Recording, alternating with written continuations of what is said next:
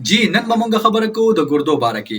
آیا یو عام کس دی هغه دا وایي چې ماته د ګردو څه بیماري شته دی یا نشته دی، یا ماته به څنګه پته لګي؟ په ظاهره خو ماته علامات نه ښکاري، خو زه به څنګه کنفرم کوم؟ د دې لپاره کم انویسټیګیشن کم ټیسټونه کول پکار دي. ټیک شو، او د دې څه علامات دي؟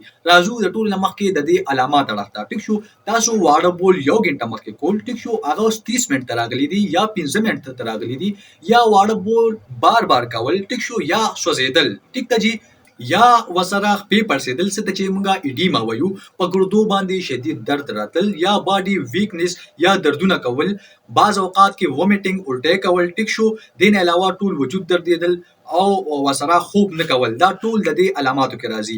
بعض اوقات کې په سترګو باندې ګیر چاپیرا چې کوم دی نه نهایي هم ښکار کېدی شي، دا ټول د دې علامات کې راځي. ټیک شو جی، اوس په مونږه څنګه کنفرم کوو؟ د دې لپاره دا یو څو ټیسټونه زه تاسو ته ښیم، یو دوه ټیسټونه سیمپل، هغه چې مونږ وکړو مونږ ته کنفرم شي چې آیا مونږ ته کرونیک کډنی ډیزیز شته دی یا نشته دی. د دې لپاره یو د وینې ټیسټ کول پکار دی، یو د ورکوټو بولو ټیسټ کول پکار وي. ټیک شو، دا بلډ د جی اف آر لیول وته وي، دغه ټیسټ مونږ ته کول پکار دی. د دې نورمال رینج د 60 نه ابو دی، د 60 نه انکریز دی. ټیک شو، زیات دی.